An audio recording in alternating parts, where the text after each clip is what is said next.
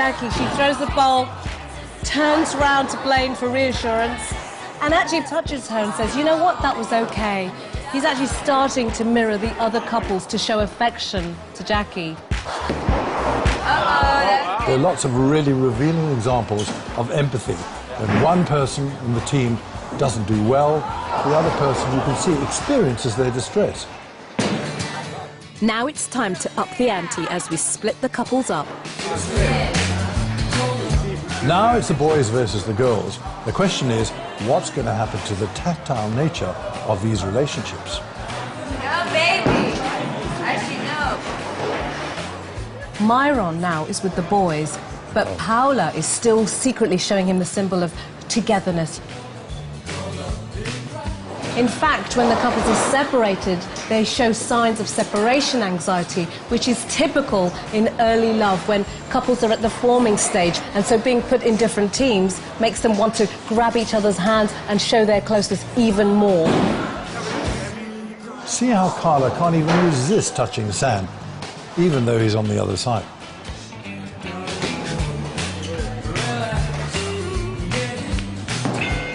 That was a nice little move between Sam and Carla. Although she missed her shot, they still touched each other. She sort of back-kicked him to say, you know what, I know I missed it, and he consoled her. Let's remember, they're on opposite teams.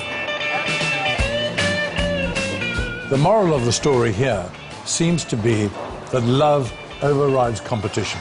Even though they're on opposite sides, the boys and the girls can't help but reassure and make contact with their partner.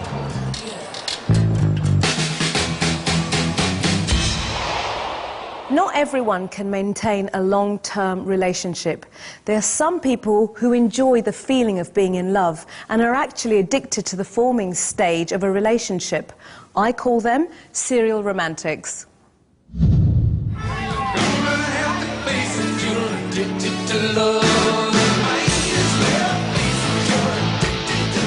To a counselling therapist like me, the serial romantic may have dependency issues and so seeks constant attachment. Essentially, it's a fear of being alone. But they soon become addicted to the thrill of the chase and the constant euphoria of meeting and falling in love with someone new. This gives instant comfort, but in the long term means they're bound to repeat the same psychological pattern. Just at the moment, it's like sort of want to concentrate on telling jokes and showing off and doing stand-up comedy and not having it awful all the time and being thought of as a sort of lizard man. But even former love addicts can settle down, as seen in the engagement of reformed playboy Russell Brand and pop star Katy Perry.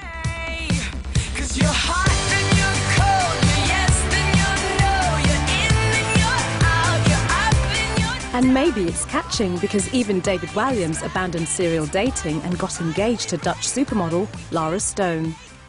When a relationship hits the rocks, a serial romantic simply moves on to the next conquest because it's more exciting than fighting. But if you want to keep love going in the long term, you really do have to work incredibly hard. After the break, we look at what happens when love goes wrong. Welcome back. So far, we're all loved up. But how do you hold on to that feeling? What's the best way to ride the inevitable storm when love starts to fade? And how can you tell when love is going wrong? In 2003, most people thought that the relationship between Ben Affleck and his girlfriend J-Lo was rock solid, but there were clear signs that it wasn't. The clues are in their eyes. Although they're standing close together, they hardly look at each other. When they do, there's no softening of facial features to suggest any feelings of love. Moments later, Ben goes over to greet fellow co-star Jennifer Garner and her husband Scott Foley. This all looks innocent enough. However, the body language reveals a real frisson between Ben and Jennifer. Even before Ben reaches Jennifer, his eyes are locked on her like a missile. Notice how he takes a deep breath, a sign of nervous anticipation. She reacts by craning her neck round, almost to breaking point. It's a clear invitation for a kiss. He responds with a fatherly peck. Nothing wrong with that, surely. Glancing at Scott, Ben is clearly worried about his reaction. He gives him an unconvincing smile, which switches to a fear grimace once he knows that he can't see him. But the really telling moment is when Ben leaves. He can't help touching Jennifer on the shoulder. As he's moving away, his hand gently caresses her arm for several seconds. Jennifer tracks him, and so does her husband, who raises an eyebrow and bites his lip. Something's obviously bothering him. A year later, Ben Affleck and Jennifer Garner were married. If you look closely enough, the signs are always there. One of the best indicators of the state of a loving relationship is how and why a couple argue. Let's look at a classic argument to see how it starts and escalates. In her fly-on-the-wall reality show, Crazy in Love, Kerry Katona seemed to be constantly arguing with her husband, Mark Croft. Because you like, I don't know what I'm pressing. So there's someone there who can play and do it. Oi, attitude. Shut up. Oh, don't start. Like many domestic rows, the reason for the argument is unimportant. What's more telling is how quickly it escalates. Something's more important. Attitude! They almost instantly become prisoners of their own points of view. Notice how in talking to the camera crew, they both expose their total inability to be objective. I know some of them. You think he was famous like me, but he's not, so I don't know what he's got an attitude for. That's what was dead important, that she couldn't put a CD in. What? I'm not an Dead important. Why am I Dead important was. By raising her voice and going on the offensive, You would help me. Raising your voice out. You! There's no need to be like that! Kerry creates a human exclusion zone around her. See how Mark navigates around the perimeter of this invisible zone. What? I'm not an Dead important. Why am I He's making sure he doesn't get too close to her, fearing that he may provoke her to step up a gear. There's no need to be like that! This desire not to provoke is also evident in his gaze aversion. What is with your attitude?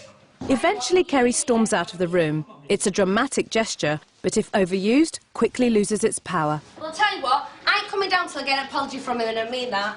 She threw a strop, didn't she? Because she's always in the right, but tonight she's not. And I won't go up and apologise to her. They say love means never having to say you're sorry, but how else can you resolve an argument? Someone has to be big enough to back down. Eventually, Kerry gives in and the couple kiss and make up. Until the next time.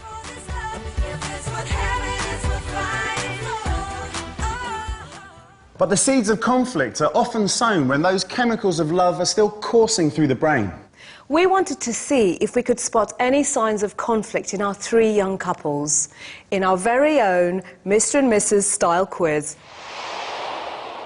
I want to find out whether our couples have the key ingredients to make love last. Are they on the same page? How much time do they spend communicating? When they do have areas where they argue, are they able to resolve them constructively and then move forward?